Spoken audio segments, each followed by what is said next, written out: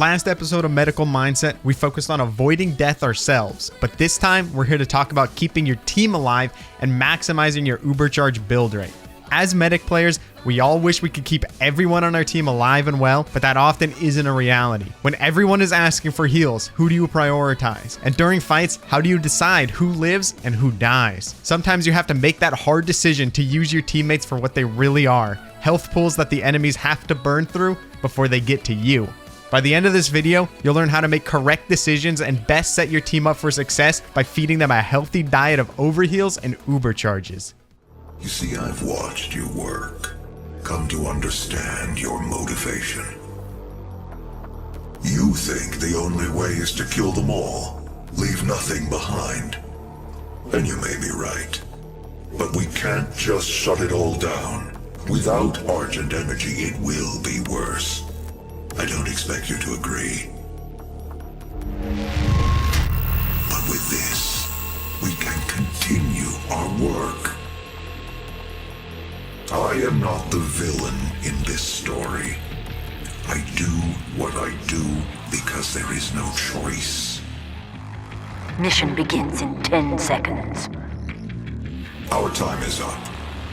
I can't kill you, but I won't have you standing in our way. Until we see each other again.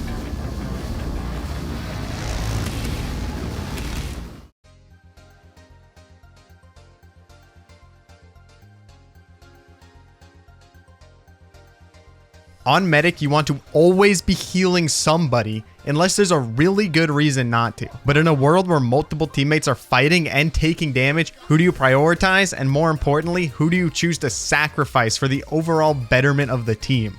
Your top healing priority is always players actively taking damage from enemies, even if they're still relatively healthy. They're the most likely to die without that extra health, and you can push your team's advantage further if they start killing enemies while you keep them up. So if only one player on your team is fighting, your choice is easy. When multiple teammates are battling it out, we have to get a bit more into the weeds. In the last episode, I discussed the importance of knowing who is the best player on your team, and I recommend giving them slight priority in a big fight. Of course, this isn't set in stone and it's highly adaptable based on the current situation. Your scout may be godlike, but if the current roadblock is a sentry, you're better off healing a demo. Your heavy may be tearing it up, but if he's revved and shooting in a sniper sightline, no amount of heals are going to save him from the one shot, so time spent juicing him is a waste. If the enemy team just ubered for a push, you should probably shift focus to your pyro so he can try and negate the charge with air blasts. Lastly, if you have a player that really isn't able to do much, you should still use them to build uber and buff them outside of combat. At the end of the day, it is still more health the enemy team has to burn through. But during a fight, I pretty much won't touch them. It sounds mean, I know, but that's just the reality of Medic. To be most effective during a fight, you have to prioritize whichever class or player you think will get the most value out of your heals in the current situation. Luckily for us, people aren't constantly fighting and taking damage in TF2. Oftentimes, damage players crowd around the medic in relative safety, asking for heals so they can confidently return to the front line. In these situations, heal order is a bit more streamlined and flowcharty. I give other medics top priority of their damage because keeping them alive will increase our overall healing output on everyone else. Soldier and Demo get the highest priority for damage classes because they're usually the ones dictating engagements on the front line and they output the most consistent damage. Heavies and Pyros come next. Pyros can prevent themselves from soaking too much damage with air blast, and they are great at keeping you alive, so return the favor. Heavy can go crazy with his damage output, but he's also a massive heal sponge, so definitely make use of your crossbow when topping him off. Sniper usually doesn't take as much damage as the frontline classes, but it's still important to make sure he doesn't burn out to flare spam and such. Scouts and Engies are not frontline classes, so they end up very low on the priority list. Scouts should be flanking and utilizing health packs, and Engies have their dispenser to mitigate chip damage. Only focus heal your Engie if he's tanking splash damage as his sentry is being bombarded by rockets and pills. Lastly comes Spy. Any power or support class is more important because healing Spy up does not immediately allow him to do anything. He will still have to flank around the enemy team to go to work. If the enemy pushes in and you're healing a Spy instead of your 20 health Demo, good luck putting up a fight. As a final little side note on out of combat healing, you should obviously prioritize low health bleeding and burning players over anybody else so they don't die on you. A small optimization you can make when healing many people is utilizing crit heals. After 10 seconds out of combat, a teammate starts to receive increased healing from metiguns, increasing linearly from 100% to 300% at 15 seconds out of action. Now, there's no indicator for when a teammate has crit heals available to them, but you can use crit heals to make topping off your team faster in certain scenarios. Let's say a teammate has been waiting safely in the backline for close to 10 seconds because you were too busy doing something else. Even if you now have the time to heal him up, give somebody else priority. Once you finish healing the other player or players, you can take advantage of the crit heals that guy now has and get him full up in a second or two, increasing your overall healing per second. I also tend to avoid overhealing the beefier classes until everyone else is around full HP. The priority flowchart of overheals also differs slightly from that of damage players. Sniper becomes a higher matter of importance because he can tank a quick scope if he's over 150 health, making the sniper ditto much easier for him. Lastly, when it comes to buffing your team pre-round, your goal should be to have as many players at max overheal when those gates open. A small trick I do is switching to stock or Kritzkrieg on payload or attack defense offense.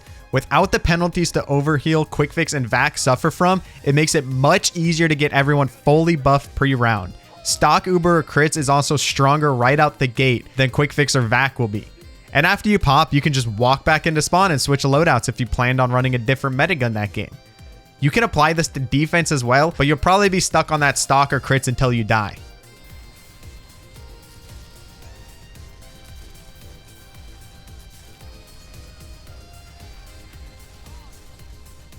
What are they gonna do?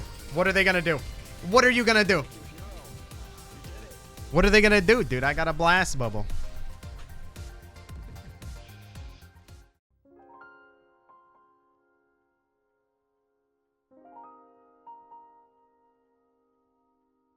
I figured a standalone episode on optimizing Ubercharge build rate would be a bit short, and since it goes hand in hand with healing up your team, here we are.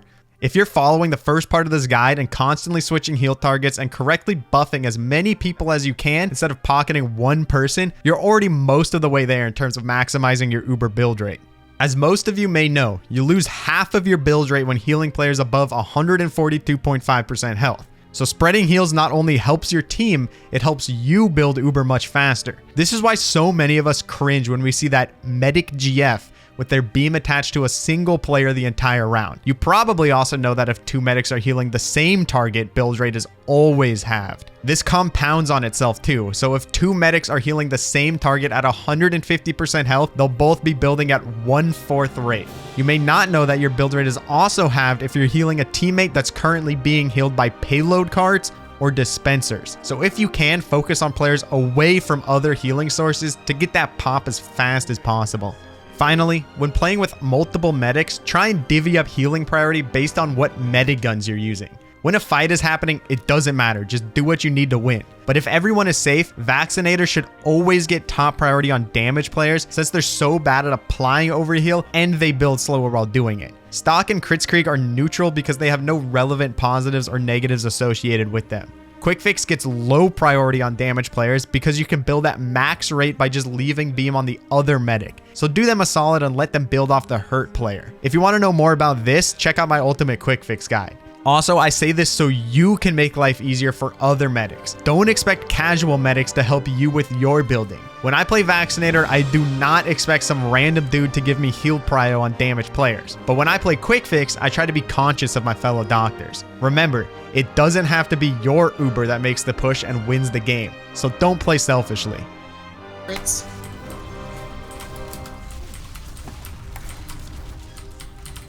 Got somebody. Holy shit, that beef on the demo. Holy shit, that beef.